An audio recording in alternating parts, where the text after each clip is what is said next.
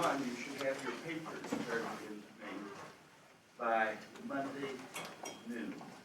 Monday noon, all of the papers should be submitted. I have a lot of work, not only in this class, but foundations and mathematics. And I have quite a number of papers to look at and grade. In a week from Monday, the grades have to begin. And I don't want to spend my whole time doing nothing but grading papers. It's wearisome. And I get cantankerous, and towards the end, people that I grade at the end of the grading process suffer from my irritability. That's why I prefer to grade the papers in small segments and stages so that no one is a victim of my wrath. So you cooperate with me to get papers in on time. Also, I was asked to make an announcement. We want to invite undergraduates who are philosophy majors to our philosophy department picnic. Please announce our philosophy department picnic for philosophy majors in your class. Well, I guess it doesn't make any difference. And it's held at 3 o'clock when it starts. 4 o'clock, there's volleyball. 5:30, there is the picnic, the actual meeting. And it's at Fort Douglas Park. 27 years ago, this June, I taught the first Nietzsche class on this campus. At the end of it, a group of students presented me with, what shall I call it, a trophy of some sort, which I traditionally put up when I teach the last of Nietzsche classes. And so I'll put this up as symbols from Zoroastrian religion, and it has some significance with respect to Nietzsche. I'll put it there, and I don't know. Should I wear the cloak? What's all that? I don't know. I never did figure out what this was all about. Some sort of devil symbolism.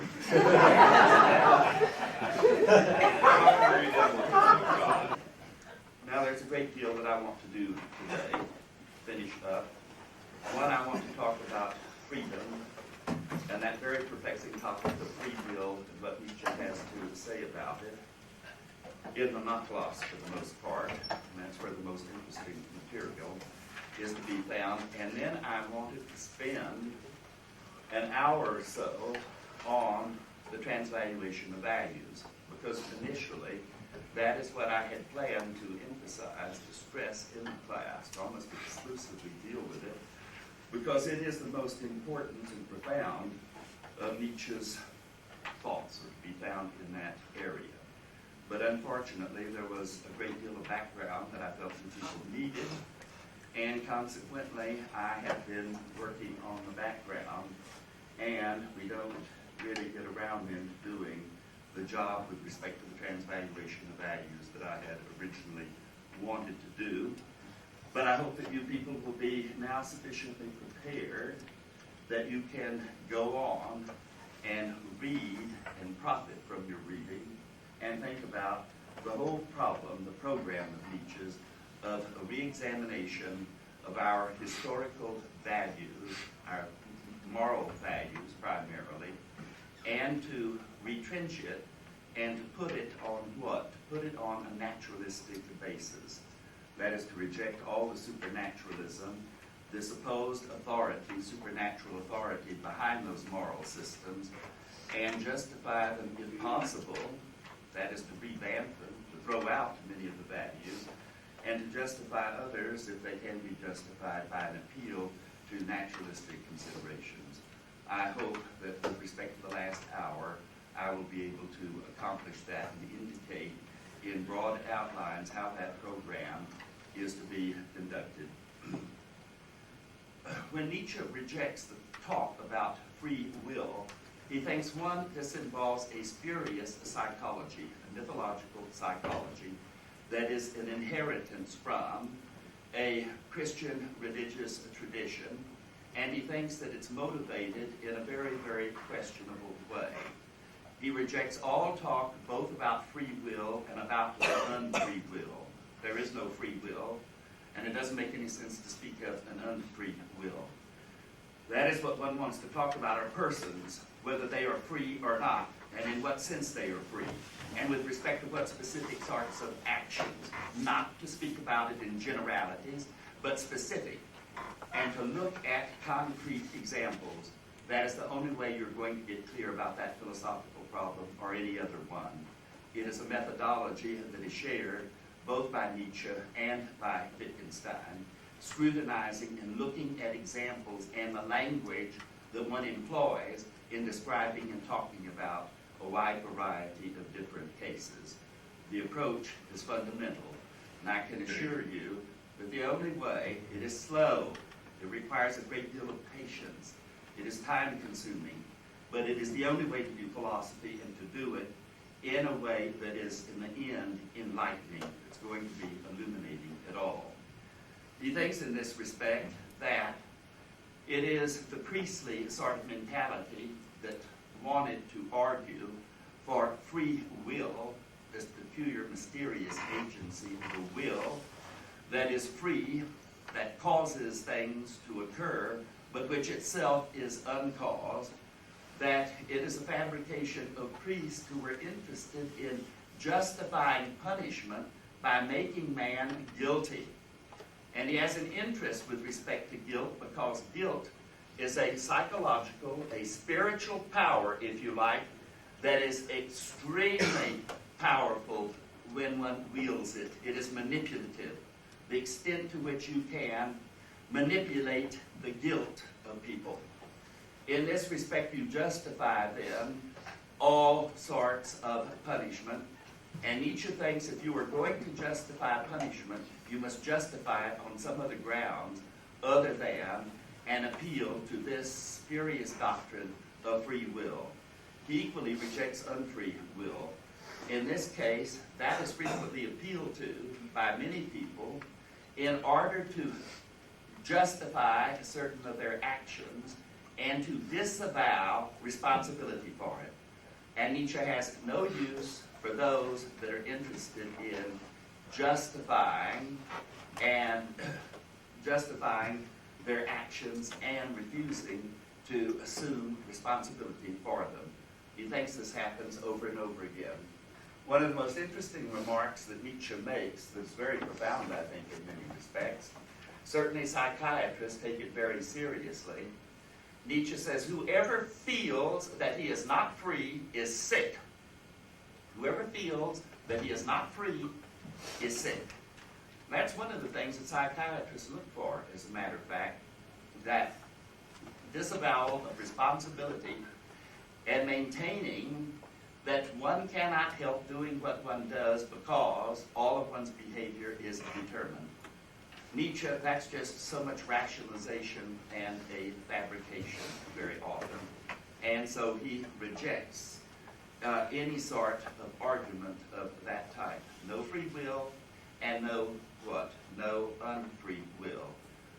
But he says, and it's interesting remark, he who feels that he is not free is sick. He who thinks he is free is mistaken. That is an extremely provocative and interesting comment. It suggests, as a matter of fact, that when Kant says that we have no truth, but we must assume as postulates God, freedom, and immortality, as postulates of practical reason guiding our action, that he cannot provide a justification or a proof that human agency is free, but that we need it. And Nietzsche is pointing the finger there at the suggestion of God. That may be a beautiful example of a vital lie. that is something that is not true with respect to human beings and human nature, but that at least some people are unable to live without the supposition, the conviction, or the belief that they are free. Now, what I want to do is to suggest to you people that you conduct a Wittgensteinian sort of exercise and do this. Because the notion that's most important and why people get tricked is they try working initially with the concept of freedom. And Nietzsche says, no, consider the wide variety of different ways in which human beings can be not free. That is, consider the negative conception there, not free, and the wide varieties of different ways in which one may be said to be not free, and trace out the implications of those. Whether if you're not free in that sense, you are or you are not responsible for what you do. I've indicated a few of those, a very few. I mean, one can, as a matter of fact, as an exercise, write on and on and on about the various ways, excuses, that comes in this connection, justifications, not merely explanations of action, but justifying actions, in which one says, but one was not free in that particular case. I gave some examples. You call a person, invite them to a party. They are not free to attend. They are incarcerated, point to the mountain. They are not free to attend. They are sick, for example. They are not free. They are paralyzed. I am not free. That is, I have a previous engagement commitment so that I'm not free to come to your party. Note, that is an example that's very important right there, in which you can say you are not free.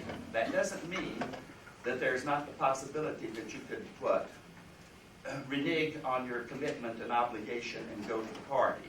There are some people that do this.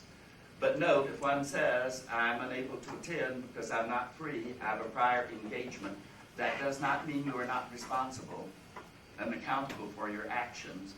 I mean, that is perfectly consistent with you being responsible and accountable for your actions. And now what I suggest you do is that you consider all sorts of cases where you give reasons and justifications for saying that you are not free to do so and so. Nietzsche suggests that the conception of freedom and why it is so elusive, why philosophers are never satisfied with definitions that they propose of human agency is free. Never satisfied with the definitions. Whatever is proposed is unsatisfactory, and quickly pointed out to be unsatisfactory by others. And he says that is because there are certain concepts that are defeasible concepts. And that is to say, we have an indefinite list of reasons or justifications for saying that one is not free. An indefinitely long list. And it's almost impossible to enumerate all of the circumstances in which one may be said to be not free.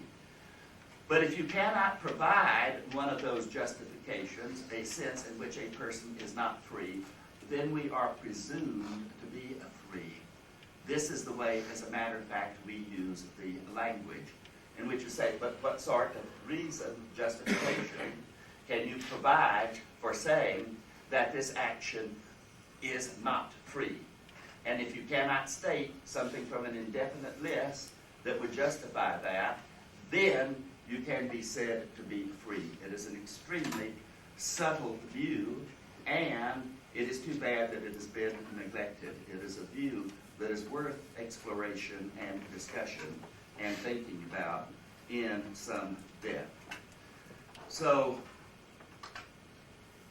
I recommend to you, then, that one talks about particular actions and about whether a human agent, a person, is free or not, and forget that mythological psychology that is going to get you nowhere, and I will indicate why that is true, in invoking that terribly perplexing and unclear conception of free will.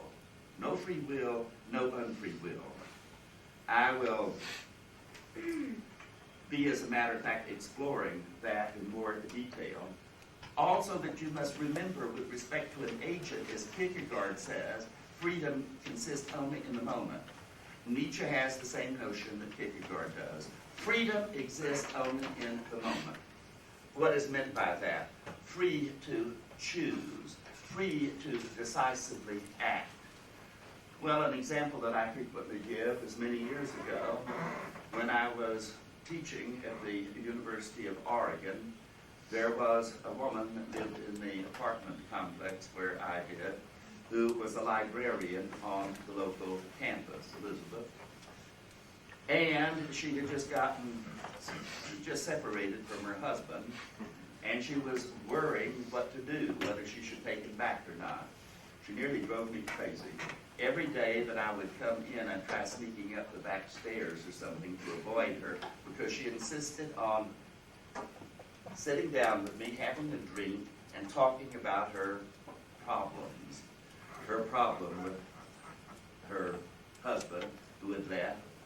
And she would go on and on and on with the pros, the reasons for taking him back, the cons, the reasons against it, this balancing of the books. And the list just went on and on and on and on, day in and day out. She could think of more reasons why she should take him back, and at the same time, more reasons why she shouldn't. The list went on and on and on and on.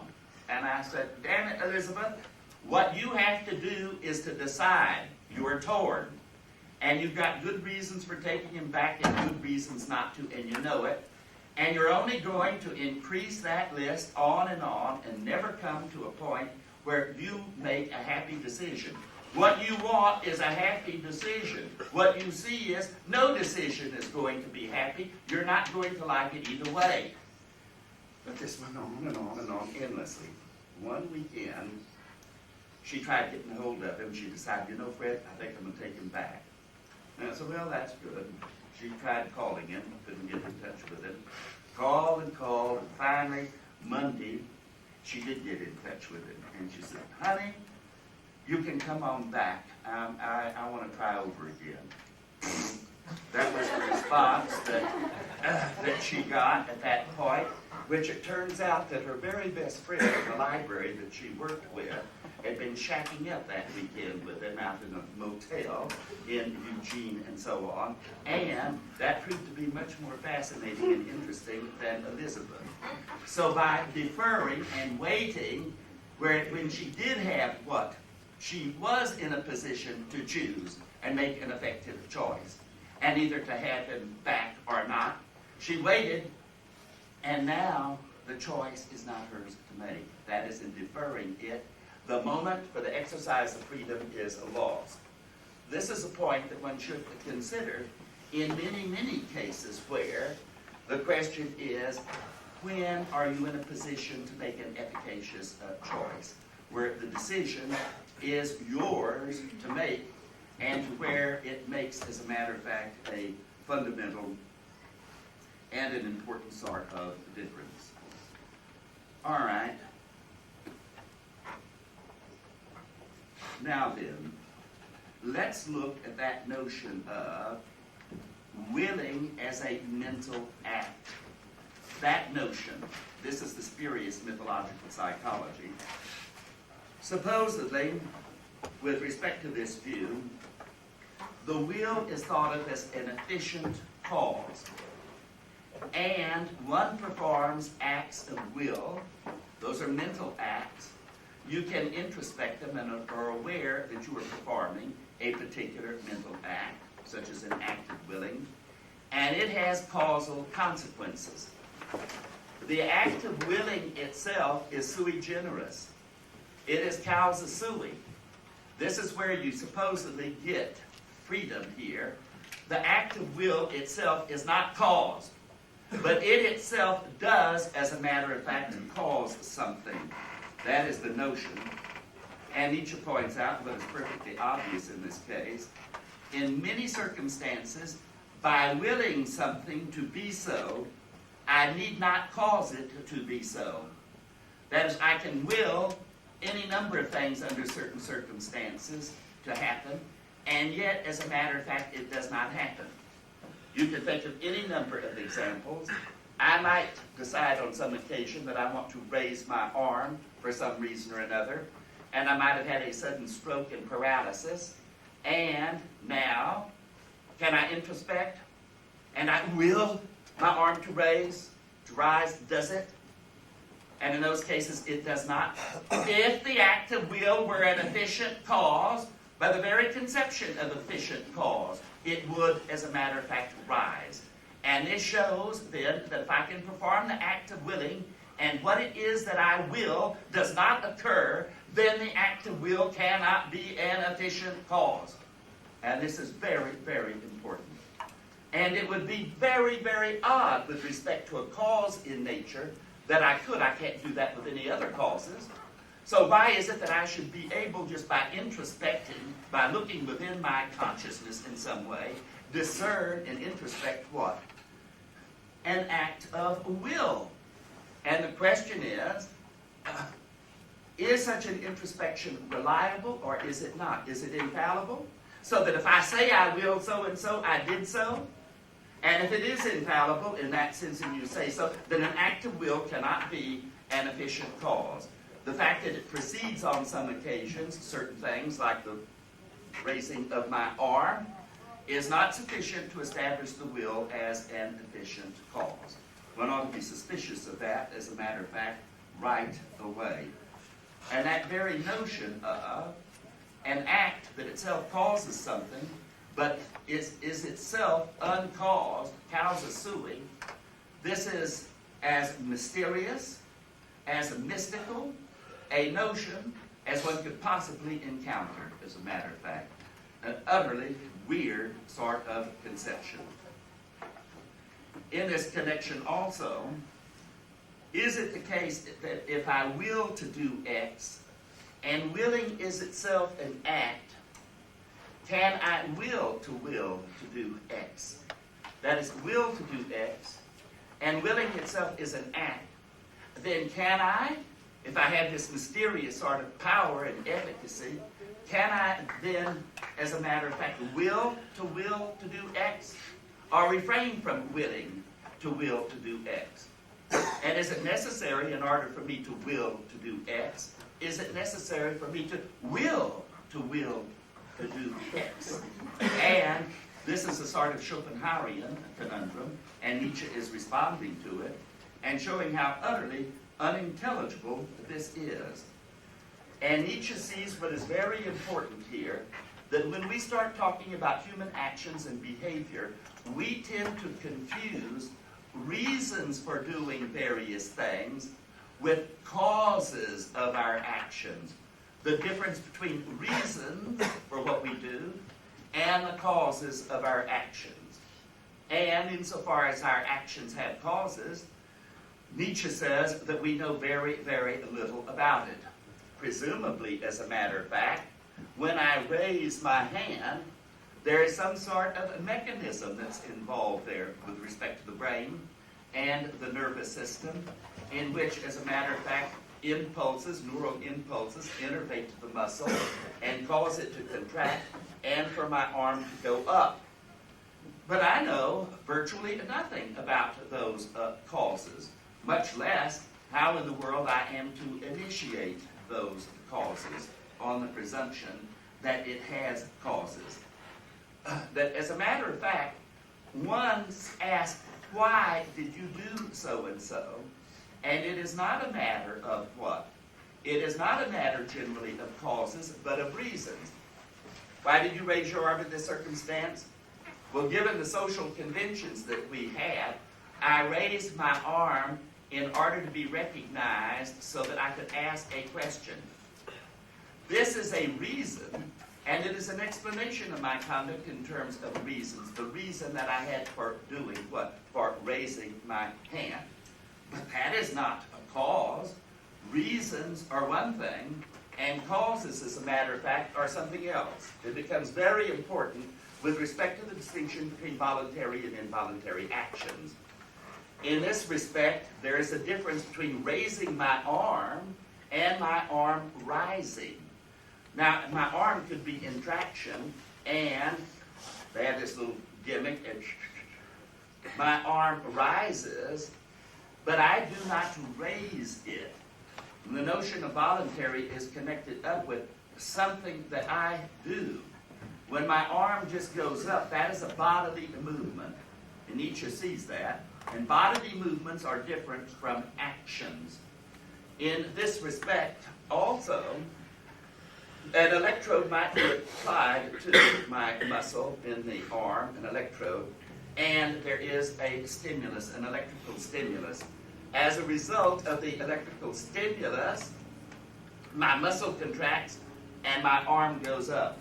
In that case, too, my arm rises, but I do not raise it. It has a cause, and one can specify what the cause is. That is, the electrode innervated the muscle, the electrical impulse, causing the contraction of the muscle, and causing, as a matter of fact, my arm to rise. In that respect, it's not a case of raising your arm, and it would be totally absurd if one recognized the circumstances to ask, why did you raise your arm? I didn't raise it. That was not an action of mine. Hence, it does not tie up with what? Reasons. There is an explanation for it, a causal explanation. Namely, the electrical impulse to my muscle caused the muscle to contract and caused my arm to rise. That is a case where something happens to me. Not a case where I do something, but something happens to me. And that is a very, very important distinction.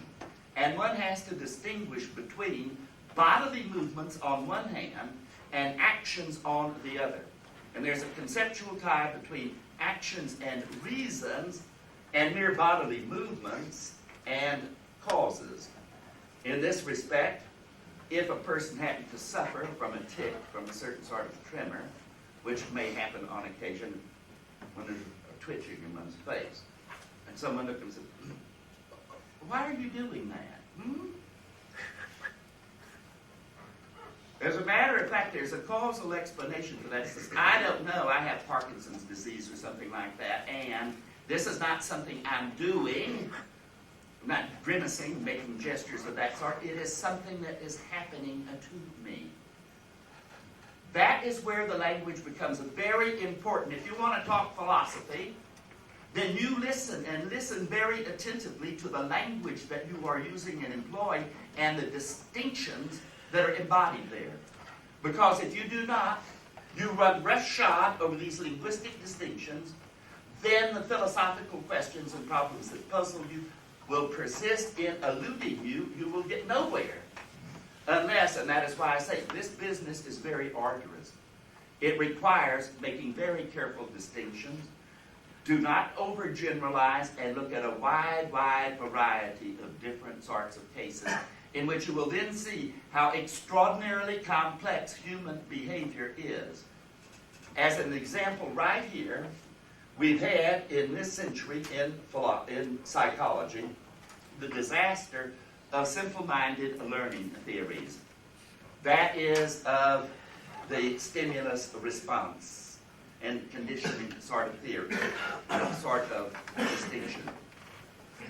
That is, that distinction, stimulus response, does not distinguish with respect to the response whether it is a reflex action or whether it is, in that respect, a merely reflexive action, which you could say is a bodily movement, or whether it is an action. The two terms are entirely too general. All sorts of subtleties, as a matter of fact, elude you when you do this. In this respect, there is this distinction that is of fundamental importance. If I were to sneak up behind one on some occasion and say, jump! And they jump, and I said, no, thanks for obeying. That is not a case of obeying in order. That is a case of a response. There's the stimulus, and now it's just the sound. And to respond to a stimulus as a sound is different from responding to a stimulus that is a word that has a meaning. In that respect, if I were to say, if the doctor were to say in the office to you, all right now, I want you to jump up and down for me. There may be compliance and obeying the order, given that the person understands the language, obeying, and on the other hand, there's such a thing as disobeying, where there is obeying. And the person who is obeying can say, disobeying, I told you to jump, you're not jumping. Doc, I'm in here for my ticker, and all I'm afraid, if I jump very much, I might just collapse. Perfectly but there's no such thing as obeying. The person who jumped reflexively was not obeying, and there's not a concept of disobeying there. When it is just a stimulus, like jump, in which it might have been any other word or sound, uttered very, very loudly. These are very important distinctions. Obvious ones when pointed out. Philosophers and psychologists and all sorts of people can engage in enormously sloppy theorizing and so on by not paying attention to fundamental distinctions embodied in our language and our practice. And that certainly is an example of this.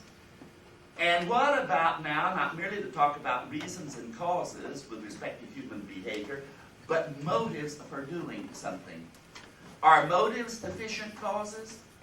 The motive alone and having a motive, they explain our behavior, and it's very, very important. And on some occasions you can say, why did he do so and so? He did it in order to get the inheritance. Why did he do this person in? In order to inherit that person's money. That is, he had a motive and he acted on it. But having a motive does not mean that you act upon it. In a detective investigation, you can establish, with respect to some of the suspects, that one of them stood to inherit a good deal of money and had the opportunity, as a matter of fact, to do the person in. But it does not follow from the fact that the person had the opportunity to do another person in, that they had the opportunity, and they had the motive for it, namely, that they stood to gain materially, financially, from doing the other person in, does not mean that the person did it. He had a motive, but it does not mean that he acted on that motive. And once again, one has to look very, very carefully at the logic of the language of justifications and explanations to see when, as a matter of fact, motive language serves to explain people's behavior, and when, as a matter of fact, it does not.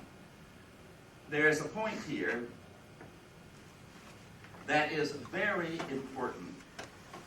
One cannot divorce intentional acts. The notion of willing, which ties up with intentional actions as opposed to inadvertent actions and all, from thought. Every emotion, Nietzsche says, and every drive has, as a matter of fact, its quantum of reason, he says. That means it's accompanied by thought and reflection. That is, there's been a disastrous sort of dichotomizing that goes on in philosophy, in which emotion is pitted against reason and against thought. Also with respect to what is called causal agency, intentional agency. The same sort of thing occurs there, and it's of fundamental importance. That is, if you talk about willing something, it is accompanied by the idea of willing to do what? Intending what?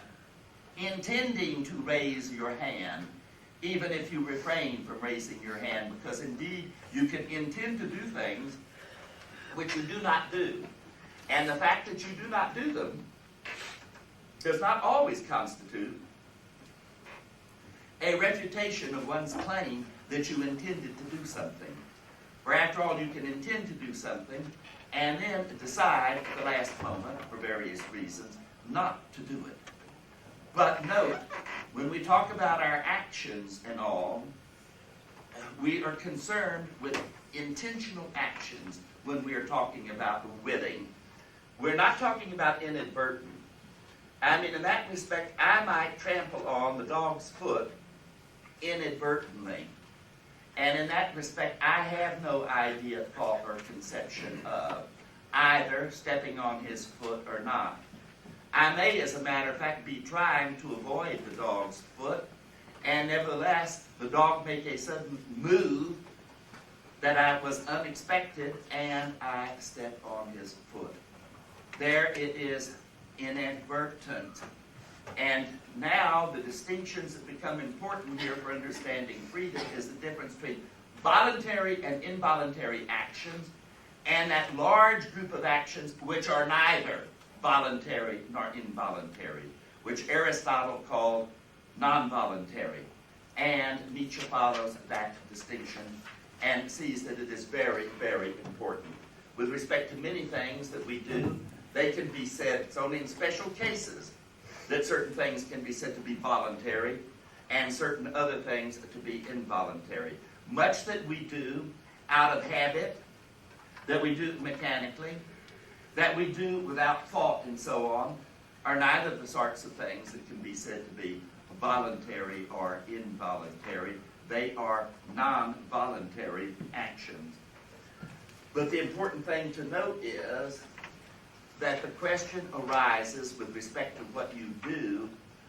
What is it that you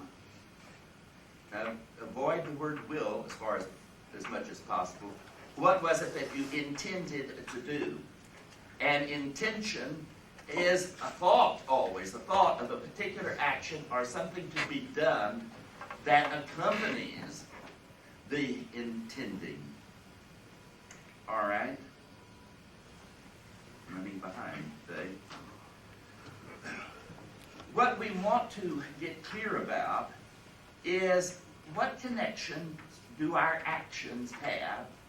We want to explain them and understand them. What relations do our actions bear to our drives, our desires, and our wants? We think that people's desires and wants relate to their actions and serve to explain actions. That at least in some occasions we can say very clearly, why did you do that? And now instead of willing and so on, note introducing that mysterious act, think of this. Why did you do so and so? Because I wanted to. Why did you get up and go into the kitchen? Because I was thirsty and desired a drink of water. In that respect, what sense even can you make out of that notion of I willed to do so and so? And is that an introspectable item that is present? I get up and do all kinds of things, and I'm totally unaware of performing some mentalistic act like willing to get up. I just get up, and I go to the kitchen, and I do so because I'm thirsty, and I desire a drink. And that is where does that mysterious act of will supposedly come in? And is it necessary in explaining why I got up and went to the kitchen for a drink of water? Because I was thirsty and desired a drink. And that certainly would seem, as a matter of fact, to count as a perfectly suitable explanation for my conduct and behavior. Now, on Nietzsche's view, as on Schopenhauer's, with respect to human beings, we have not only a multitude of emotions that are in operation at different times, and a multiplicity of different goals that are in conflict, but we also we are creatures of desire. And there are many, many different desires and different wants that we have, and they war against each other frequently. They are in conflict. The whole notion of mastery of self that ties up with the will, as Nietzsche is using it, willpower, mastery of self, is to allow a particular desire to become dominant and to subordinate and to channel the desires so that one dominates and that others are what? In obedience or serve temporarily to reinforce a dominant desire. That is very, very important. And it leads to some very interesting connections between what it is to desire something, and desire is a spectrum with respect to strength of desire. There is a spectrum there. Strength of desire. And on that spectrum, there is all the difference in the world between wishing for something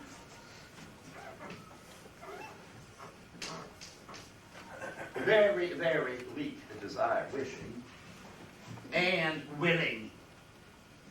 Now here is an interesting use of willing that we sometimes employ, and that Nietzsche thinks is very important.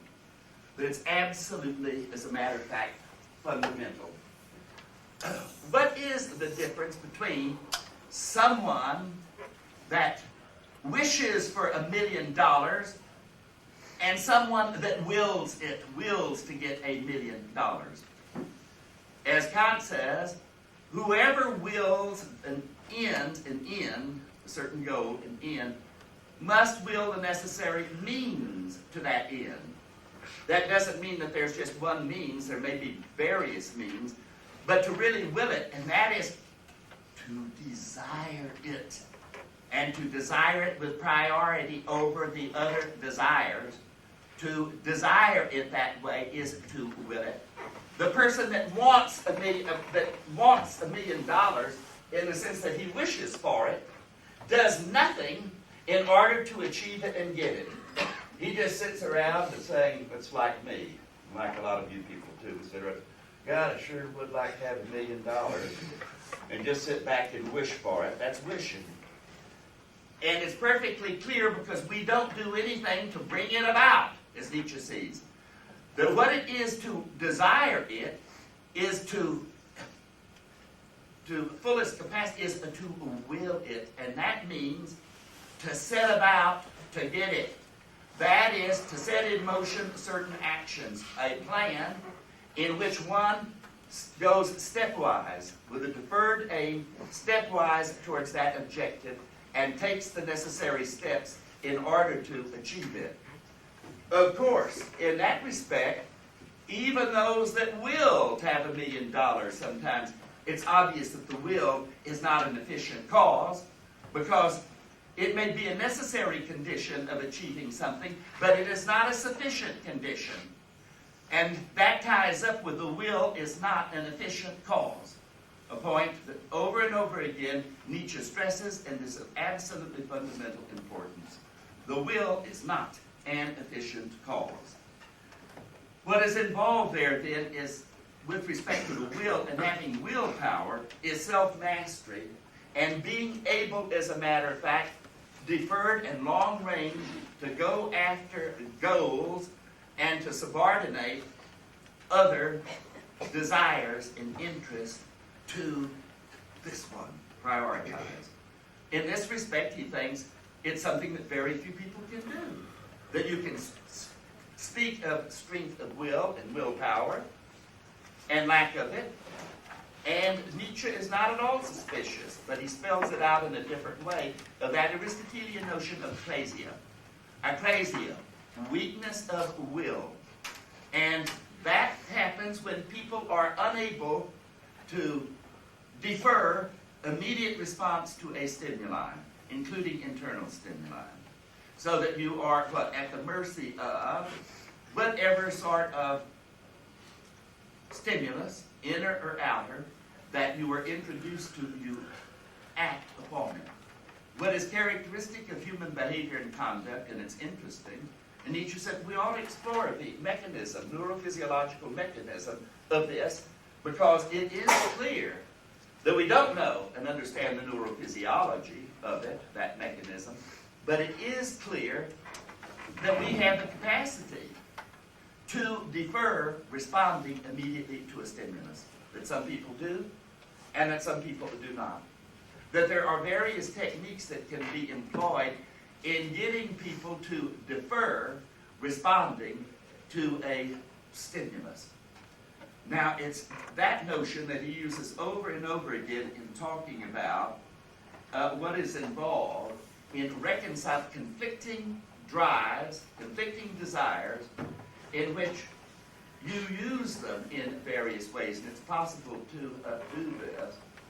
Well, I will not have my fun today immediately, but once I get that $1 million, all of these cravings in which they can be tamed, modified, domesticated, and those drives can reinforce, as a matter of fact, the desire to have $1 million, when it's a matter not of wishing it, but a matter of desiring it to such an extent that one wills it. So that what we have there is essentially, in connection with that notion, a resoluteness of aim. All right. There is something that is to be distinguished here that's very, very important. That is the difference between acting under a dominant drive or desire and acting compulsively. And so it's very important that you distinguish these two. Otherwise, you get into confusion, and rather than speaking of a free agent operating in certain cases who wills certain goals, it looks like they are not free at all if you're not careful in distinguishing certain sorts of cases. And that is, what about the case of compulsion? I mean, after all, there are cases where people feel an overwhelming compulsion. It gives rise to great anxiety to shout obscenities in a church. Have you people ever had such a desire? I've never had that temptation because I've never been to church. As a matter of fact, I think this week coming up with that First Presbyterian Church where this concert is going to be a first. I think, my recollection, unless I was a small child, it's the first time I've ever been in a church. I'm curious to see what it's like inside. Do they have bathrooms and all? At any rate, what about that case? They're very interesting. Psychiatrists deal with it all the time. There are people that can't go to church. They want to go to church. They really do the work. And it creates enormous anxieties for them because they're afraid that's exactly what they're going to do. That they're going to get in church and do what? Anyone want to demonstrate? It would be marvelous, as a matter of fact. That's perhaps one reason why I've never gone, because I think the temptation would be absolutely overwhelming. For me, I would be carried away to shout obscenities in church. Do you people understand any compulsion like that? Have you ever known anything remotely like it?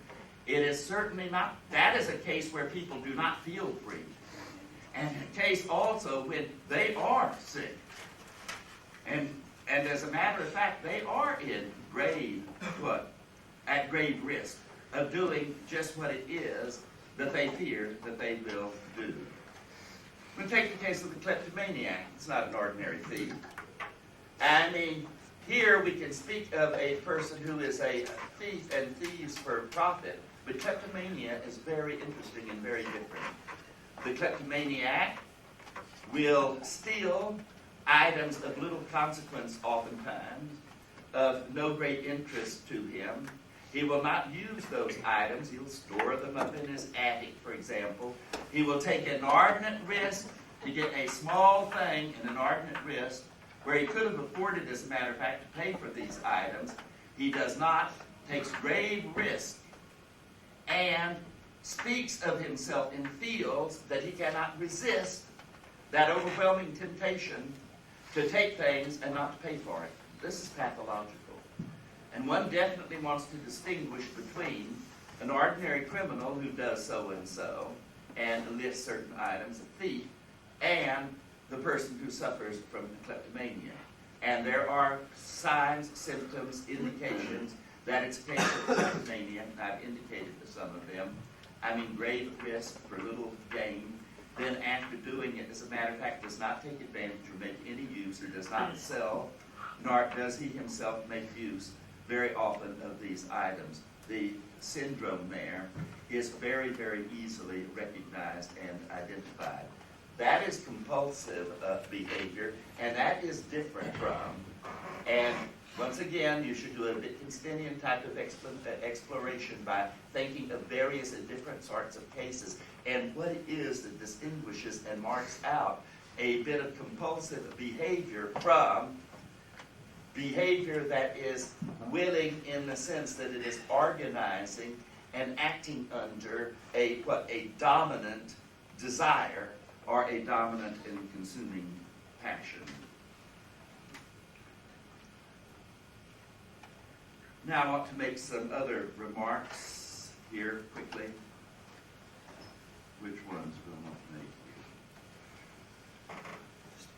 Certain things you must be aware of. One, Nietzsche does not deny the concept of causality, that it has application, that there are events that are causally determined.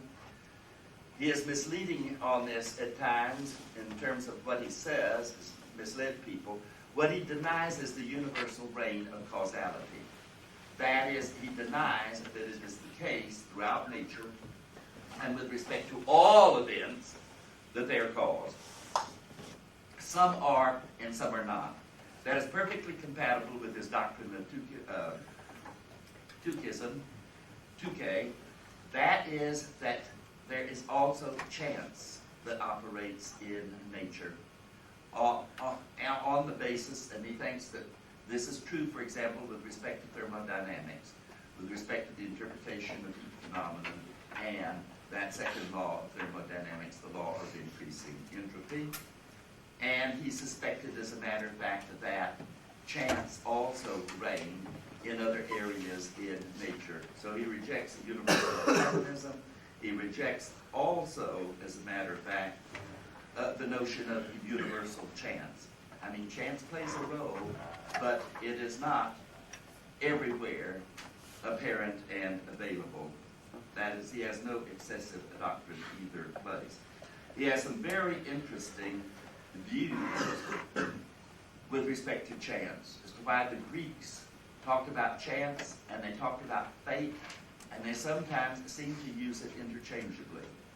Nietzsche thought that was very insightful, because there is a sense in which one can understand chance very much along the lines of fate or a destiny. The remarks of Nietzsche's on fate are fascinating, and they point in different directions. It's rather puzzling to me exactly what he has in mind when he invokes fate. But he does on certain occasions, and it's obvious that that problem has to be resolved for you people in your own minds at any rate, if you were to understand exactly what he meant by invoking that notion of what? Amor fati, the love of one's fate or destiny. Exactly how is one to understand that, and what notion of fate and destiny is Nietzsche operating with there? Actually, he sees the treachery of that notion, and he plays with it. The only way I can illustrate the treachery of the notion and playing with it is my nanny that I was brought up with, Viola, in the South. She, on one occasion, had a sister of hers who lived in Louisiana. We were living in Houston at the time. And had a sister that died in Louisiana, New Orleans. And I came home one afternoon, my mother said, "Fred, go in and talk to Viola. You're the one she'll listen to." I'm trying to get her to fly to the funeral and stay over several days. But no, she wants you to drive her there. She wants you to take her in the car over to that funeral. So I talked to her. We went outside to have a bite of lunch and talk. And I tried urging her to make that trip. And by plane. No, she wasn't about to do it. She's never flown, and she didn't intend to, and She just knew that if she were to fly that, that would be the end. And I kept talking to her about how safe it was, reassuring her one score after another. And I finally said, now, Viola, you were a fatalist, you know. You always talk about destiny, fate. How many times have I heard you tell me that when it comes your time to go, it comes your time to go? Yes, Mr. Fred. And I believe that with all my heart. I believe it. And I said, well, if you do, then what are you worried about? I mean, after all, if that's your attitude, why hesitate about flying and going to your sister's funeral? She looks me right in the eye without flinching and all, and she says, Mr. Fred, you see, it's like this. It's not that I'm so much afraid that it's my time to go as I was afraid it's the pilot's time.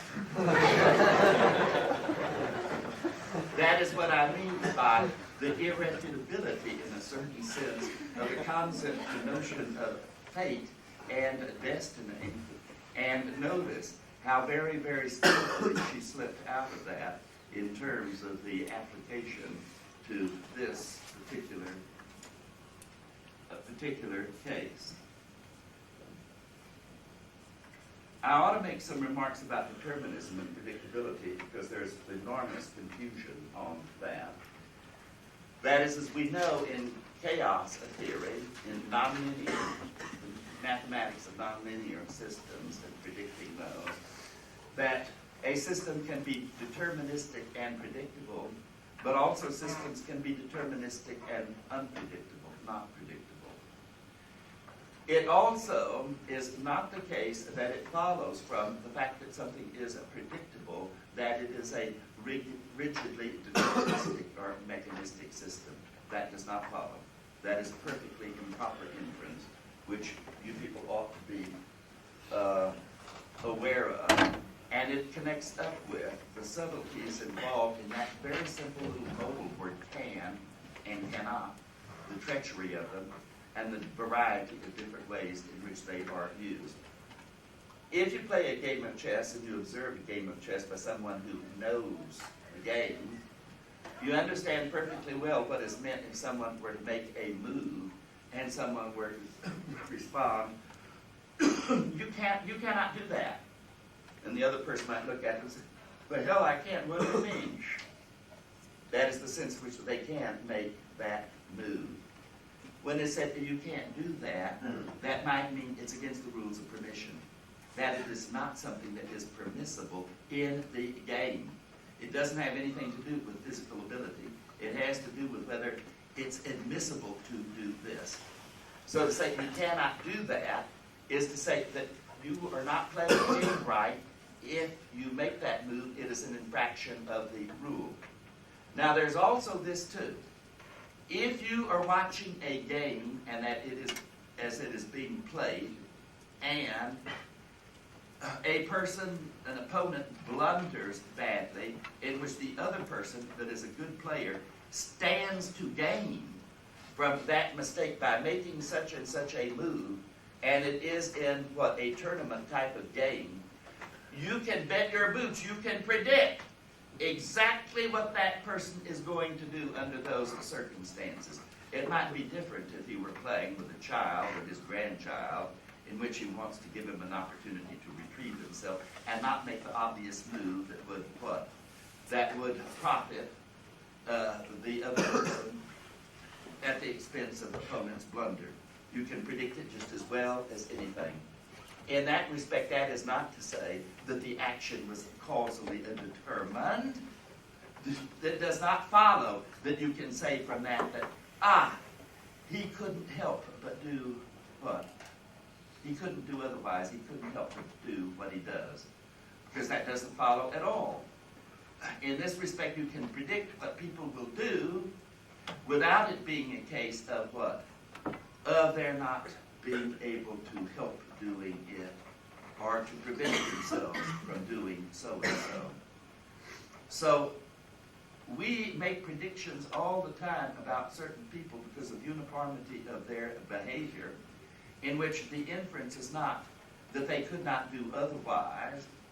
It is that acting on principle and other things, we are able, as a matter of fact, to predict their conduct, in which prediction in that case does not imply or entail of necessity that one is not capable of doing otherwise. This is true of all behaviors that are rule-regulated. It is a characteristic of rule-regulated behavior, phenomena of that sort. And it's important to take note of that. Before I get into the transvaluation of values, that issue in question, I want to say something in connection now with will to power and power. After we've reached this point, we can understand and appreciate that notion of will to power and the concept of power that is operative there. And what Nietzsche sees that is very, very interesting is power and authority go together. You cannot spell out the concept of power that Nietzsche wants, spiritual power, without spelling out what you mean by having authority, what authority is. That is, certain persons are in positions of authority. The authority has been delegated to them or legislated to them. There are certain social positions, certain roles and jobs that people perform, whereby they are in a position of power that is connected with their authority. And that is very important. There is the question, if you want to understand many conflicts that take place today, the desire, as a matter of fact, to empower the dispossessed, to empower the powerless, to empower minorities, the strategies that are employed there, and how those dispossessed of power come, as a matter of fact, to possess it. Legislation is only one way in which this is accomplished, but also the investiture of power in certain groups. What we see today is power conflict, in this respect, over just this sort of issue.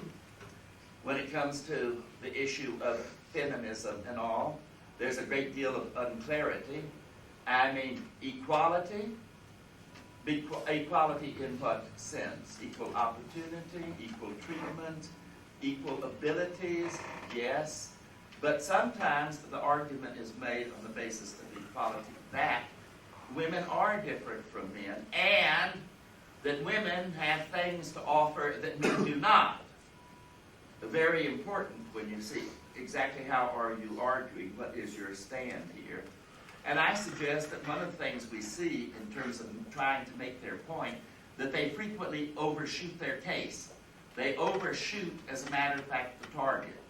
And that raises the question very often, do you think any group that is dispossessed and strives for power, that they are satisfied merely with equality of power, or that they are going to overshoot this over and over and not be satisfied? It is will to power, and in that respect, it is more power. It's very interesting to look at the strategies and that sort of dialectic that takes place. Content merely with equal power or greater power.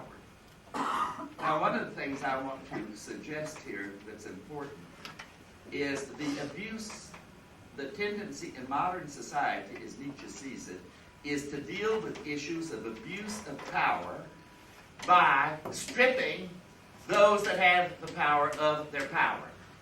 That the move is to strip those that have power of power when they abuse it. And Nietzsche says that is not the way, as a matter of fact, to deal with abuse of power at all. What you want to do is to make those in their social position and otherwise who are in power accountable for their exercise of power and accountable for their abuse. That you do not go about remedying situations of that sort by stripping those individuals of their power. Power and authority go together. You do not actually have authority unless you have power behind it and to exercise it. What are some of the consequences that we see of this, where tasks are not able to be performed by people that possess a certain role? What about our concern with respect to education? With respect to teachers in public schools and all, where they have a task, a function? The general lack of respect with respect to those people, and why so many people do not want to go into it. General lack of respect for those people and the lack of authority that the teachers have. So as a matter of fact, there are cases where you can have abuse of power on the part of the teacher. For example, in the manner in which he wields and gives out the grades. He's in a very important position. But do you remedy that, and how effectively can they perform a task when you strip them of the power to discipline and to punish? That you won't have them as authority figures there, as authority figures, and being able, as a matter of fact, to exercise some control over class and over the students.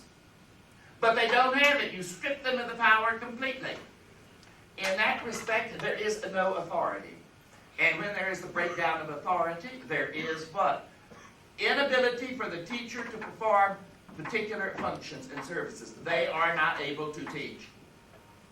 And that is because you've also stripped them of any sort of punitive power, any teeth, in any threats they make or anything else in endeavoring to get the students to perform certain tasks.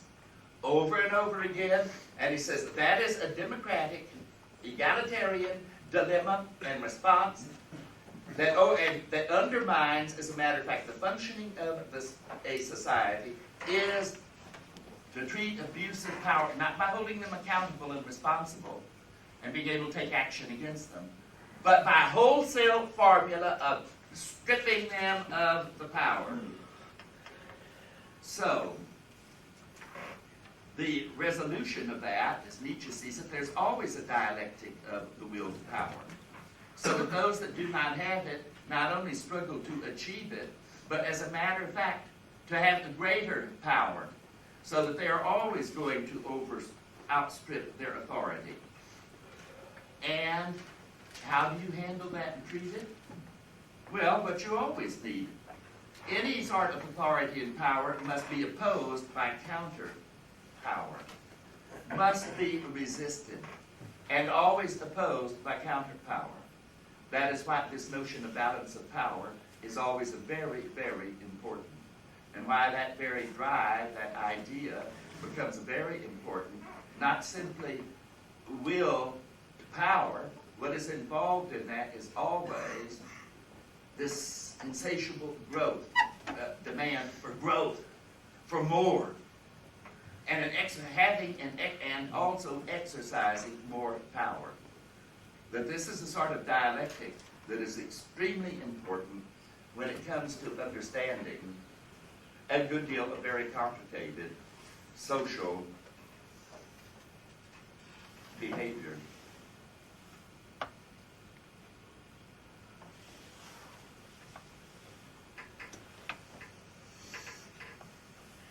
No, I turned over the wrong card earlier and I left out some very important material with respect to will that I ought to discuss. I'm not going to get around to the transvaluation of values today. Let's take a break for about 5 minutes.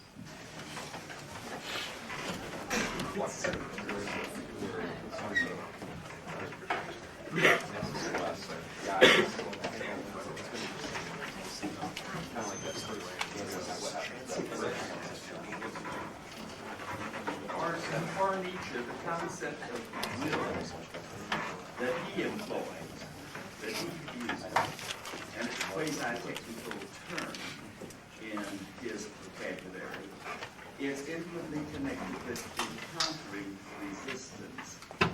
One wills to overcome a resistance.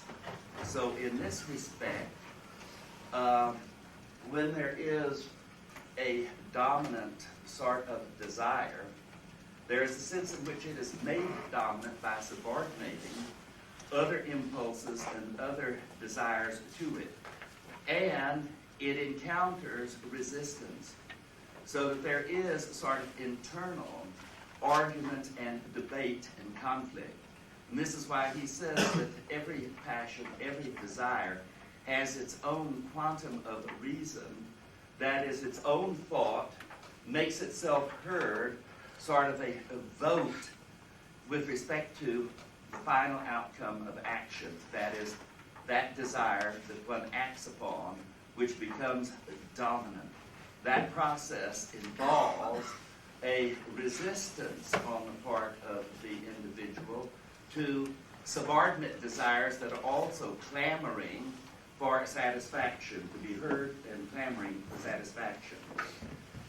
But in this respect, Nietzsche says it is strange and absolutely confused to speak of willing as a mental act when one is exerting oneself against resistance to do something. That is, cases that one thinks of happen to be cases where one exerts oneself to do something, to overcome a resistance, such as a very, very large object that one is endeavoring to move. And note, one, in that respect, it is strange to speak of willing. It certainly is not a mental act.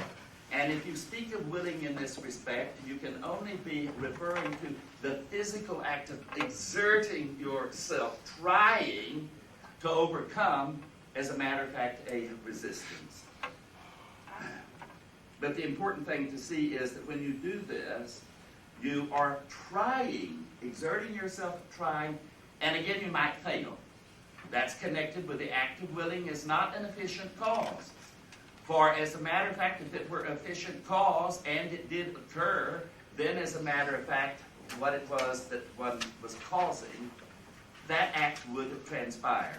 That's what you mean by an efficient cause. An event that precedes another that brings about the other event that is an effect. So in that respect, once again one sees that willing is not an efficient cause, that it is sometimes connected up with the experience of exerting oneself, trying, and then failing. Incidentally, the philosopher Pritchard, in trying to keep will as an efficient cause, makes an extraordinary move. Since he sees that you may will to do something and fail to do it, he says the will is not an efficient cause, and you cannot will to do X, to do some act. You cannot will to do it. And his movement is this. And it's very tempting for many people to make this movement. You cannot will to do it, but you can only will to try to do it. That is, you cannot will to lift the block or the table, but you can will to try and do it. But as Nietzsche says, what a move. He didn't know Pritchard because Pritchard comes later. But this sort of view was characteristic of other philosophers and other thinkers. It was characteristic of the psychologists too, who tried to make the same sort of point. Escape the same way. It is strange to say you cannot will to do X or to do an action. You can only will to try to do X, to try and do some action. And because then he thinks, that you can do, and willing then is a cause, the cause of trying. Nietzsche's response to that is, look, trying to do is also an action, and if the will can fail, as a matter of fact, to bring about a particular action, the action that consists in trying to do something might also fail of occurrence, if you will to do it. So you only move it one step back, and this endeavor on the part of Pritchard to salvage will as a sort of really extraordinary act of magical efficacy, of causing and bringing about something, some event, when it itself, the act of will, is itself uncaused.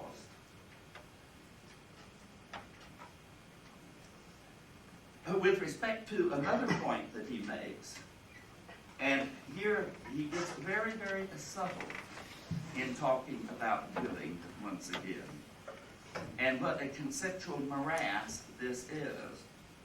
Consider other uses of the word willing when it is perfectly clear that it does not denote or stand for a mental act. Here, what one is inclined to do is to grab at a word and then try always and treat it as a name and correlate it with an object or with an event or with an action of some sort, and refusing to look at how the word is actually employed. What about the case when one says, I'm willing to go with you? I'm willing to go with you. Well, there's the occurrence of the verb willing. And is that then the case that there's some mental act that you were performing, and performing how? Episodically or continuously? Are you aware of willing is a mental act, something that you were doing by introspection? This connects up with what it is to volunteer to do something.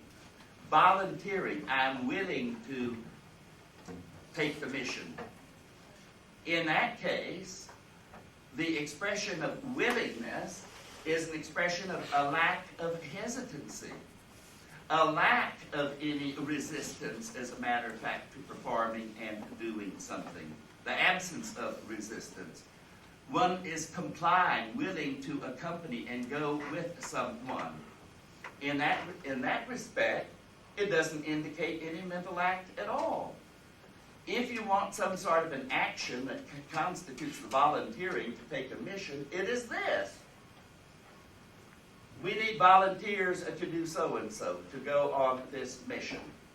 And a person, any volunteers, he could raise his hand. That is what it is to volunteer. That is to be willing to do so-and-so. To say, okay, I am willing to go along. That is what is called the performative, and Nietzsche saw that even before Austin developed that theory of speech acts in this century. That is by uttering those words in these circumstances and doing these things. That is what you mean by volunteering and what you mean by willing to do so-and-so. And I can do that without having any introspective awareness of performing anything like an inner mental act that is designated by the verb willing. And that it indicates and exposes in part the whole mythology, the psychological mythology of mental acts, particularly when you're speaking of acts of will, and you attribute to those acts some sort of magical efficacy in bringing about certain sorts of action. Those are some of the comments. I wanted to make those because it indicates how rich Nietzsche is in scratching the surface. And you see how long we've been talking about willing. I mean, that's just an example of where, with respect to good graduate seminar, one could spend a whole quarter on Nietzsche's doctrine of will, conception of will, as contrasted to that of Schopenhauer. And I can assure you that in a whole quarter, we would not exhaust that topic. I could stay up every day 2 hours for the whole quarter and lecture on just that topic alone, which ought to be some indication of the depth and the richness of Nietzsche's thinking there. All right, what about the program of the transvaluation of values? That is, with respect to moral systems, they always endeavor to have an authority behind them, certain sanctions. That is the sanction of reward and of punishment, and why generally they are associated and connected with divine agencies, that is, with religious institutions. And it puts forth certain claims that Nietzsche says are obviously spurious. They claim, as a matter of fact, divine revelation, a divine origin. And what you discover by looking at the history of a religion is that it doesn't come about sui generis.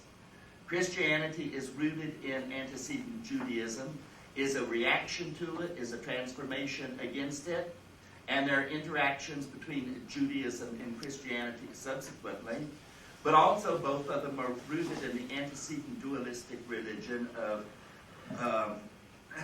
Zoroastrianism. There are complex social factors, as we have seen. If you want to understand the origin of a religion, religions claim, and the morality that goes along with it, the moral code, that it has a divine origin. There are divine sanctions behind it. The answer to that is, just take a good look at history and the historical development of religions and of their morality and moral code, and you can see that that is not the case at all. That they have a perfectly naturalistic but complex sort of explanation and account. This is the whole point of the genealogy. That sort of a genealogical study breaks the whole upon us that there is supernatural authority and sanction behind our customary moralities. They have a history. They answer to human needs and human interests. And the question is, what human beings? What class? What is the power structure within that society? Those values tend to further what? Further the interest and the needs of particular individuals or particular classes and particular groups within a society. And you can ask in this respect, what sort of utilitarian value does that perform in the society at a given time? To what extent, as a matter of fact, are those interests and utilitarian concerns no longer furthered by those moral codes? Our moral codes go old. They become, as a matter of fact, irrelevant to time and circumstances and human needs.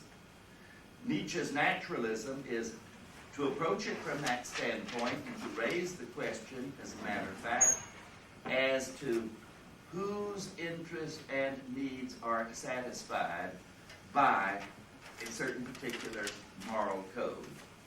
Incidentally, Nietzsche is not interested in what? In proselytizing and in persuading the herd with its herd morality to another morality.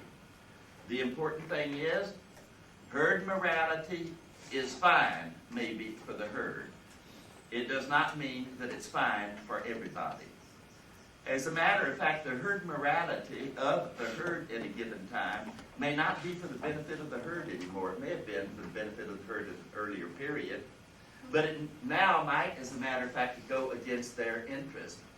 So there is such a thing, as a matter of fact, of considering what sort of morality and a herd morality is good for the herd of this time, not the herd of 500 years ago or 1,000 years ago, where the morality central to much of Christianity may have had a relevance at that time. But with respect to those that are not herd, here there is a different question. This is why he speaks always of from the perspective, valuation from a perspective. And from whose perspective? From the weak, from the perspective of the mediocre, the herd, and the average, from the perspective of the strong, from the perspective of the wealthy, and that is very, very important. You might ask in this connection, when any question of specific value occurs, what? What sort of a question might you ask? Who stands to benefit? What is the signification of a remark like, it is better to give than to receive? Just consider, it is better to give than to receive. Well, why would, and it's interesting, why would that be a moral precept that you find out there on the part of whom? Better to give than to receive. Well, particularly for those that are standing in line for what? To receive. And one can understand, as a matter of fact, their interest in this. What do I, as a matter of fact, stand to gain from this? And incidentally, that is an injunction that is preached, and preached to whom? But as a matter of fact, who is expected, as a matter of fact, who's expected to be the beneficiary of that sort of an injunction? It is better to give than to receive.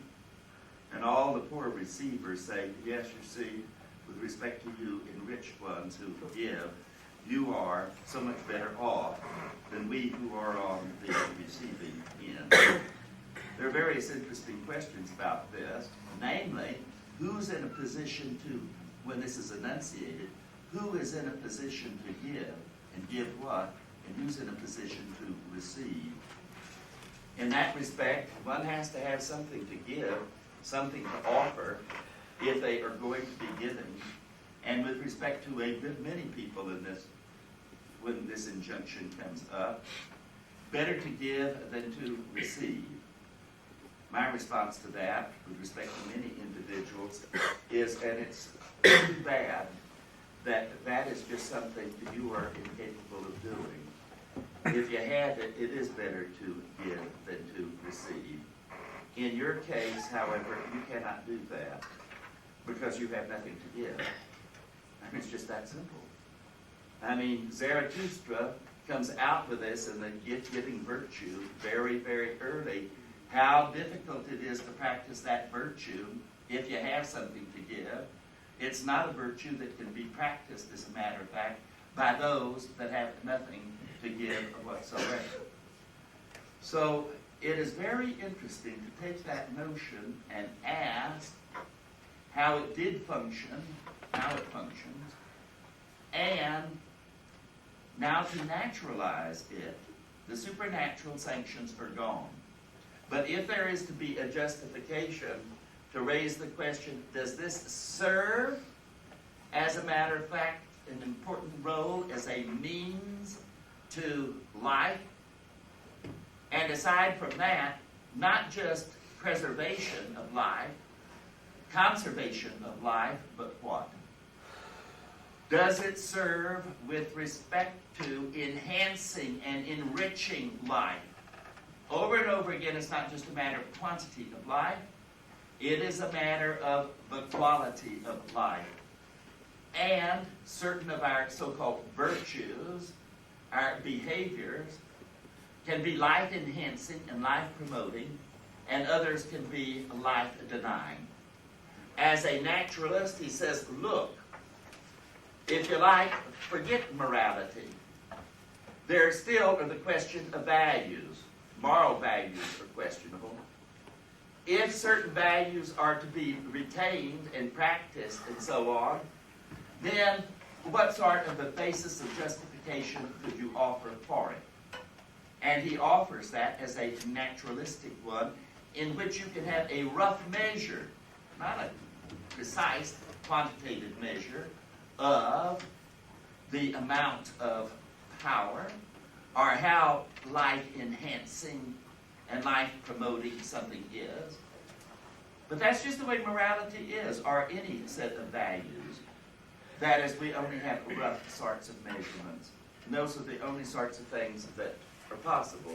I mean, nothing was more silly in the 19th century, and Nietzsche saw it, than what? Than hedonistic philosophy, utilitarianism, that tries to become precise and scientific and measure what? Would you believe it? Measure happiness.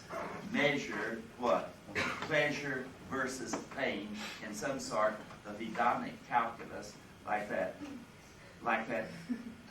Jeremy Bentham, or as Nietzsche would have said, that world's premier blockhead, John Stuart Mill. One wonders, as a matter of fact, why people, you know a sophomoric mentality when you encounter it, when you're teaching ethics and all. That's why it's so distressing.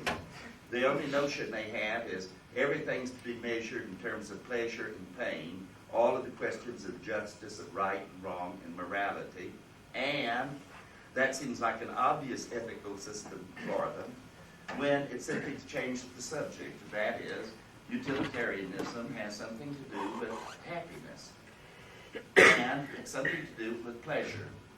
what these have to do with virtues and with one's duties and one's obligations and with justice is the most extraordinary thing in the world that anyone could have thought that you could spell out and resolve those sorts of problems by talking about utterly changing the subject, in which, when it's meant one way by serious people who are considering questions of justice and all, what is the good life? I mean, those people turn that around and read it this way. What's the good life? In which, if you have ears, you see there's quite a difference between that. So that's what you're out for, the good life. Sort of hedonic calculus, a text. But at any rate, you ought to be able to see the sort of direction in which one is going to reject many of the traditional values and the mores, and it will depend upon your perspective. The perspective of the herd is one thing, and there are other perspectives.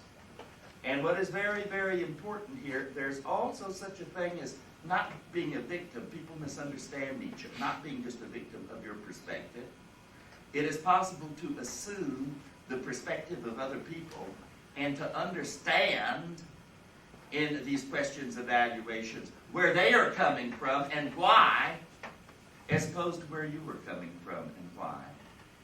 There are all these differences between us, class differences, social differences, intellectual differences, differences in interest and needs. And in that respect, what's good for the goose is not good for the gander. Nietzsche attacks at the heart of much of modern philosophy and moral philosophy that sort of a notion that there's one and only one route to salvation. And it holds across the board for all of us. So that morality must be the sort of thing that is generalizable, as you have in Kant and all of those universalists, and holds. That is really quite consistent with a certain uniform, pig-headed egalitarianism. There's not a tinker's difference in any of us, and the formulas for the good life, for morality, hold for all of us. And Nietzsche's Zarathustra says, pointing, there is my path, on that path I go. Where is yours? Where is yours? And of course, what we know is the Good Shepherd, New Testament, the shepherd and the flock, and that the vast majority do not want the responsibility of answering that question with respect to their own life, as to the values that they will follow and what practices they have. Oh no, that is not for them at all. And as a matter of fact, it imposes a strenuous obligation on other people who really take out the task of reassessing traditional values in the light of a naturalistic system evaluation that does not rely on supernatural religious sanctions of any sort. In that respect, for Nietzsche, there is no naturalistic fallacy. The notion of the naturalistic fallacy in ethics arises precisely because that one takes certain values and not to be a naturalistic at all, not to be a matter of nature. Incidentally, Nietzsche does not hold the view that nature by itself, an appeal to nature, provides a norm for valuational judgment. And it doesn't in any generalizable way, the way that can be generalized, simply because human beings, in their varieties and so on, can achieve power and can achieve an enhanced, enriched life in a wide variety of different ways, and as a matter of fact, in competing ways. This goes along with Nietzsche's notion of naturalistic morality. There is no absolute morality. I mean, it's not absolute in that it's subject to change with time and circumstances with human needs and interests. And also it's not absolute because it does not hold across the board for all individuals. Well, there's a good deal more that I wanted to say about the transvaluation of values. Unfortunately, well, what has happened is that we have merely, at this point, scratched the surface. There are a good many questions, and some very, very important questions, to be addressed, problems in Nietzsche's philosophy. There are plenty of problems there. But there's also an incredible amount of enriching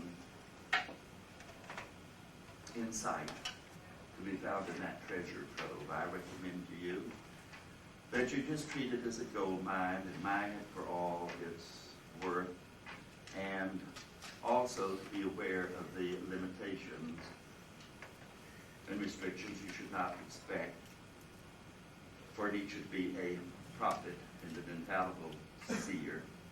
He makes some blunders at times and bad ones, and there are incoherencies in places. That does not detract and should not from the power of his intellectual perception.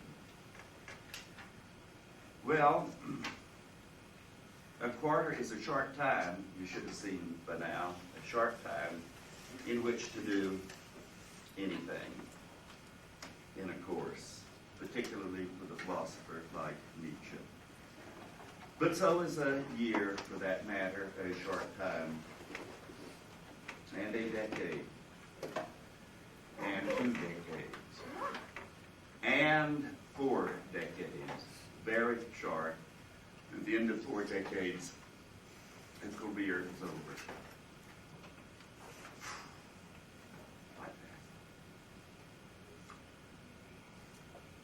that. But as for you people, my students, I wish you this, if anything, that your careers that you were just beginning, your careers, will be as rich, as rewarding, as stimulating, as challenging as mine has been. And of course, that has been made possible by my students. And so thank you all.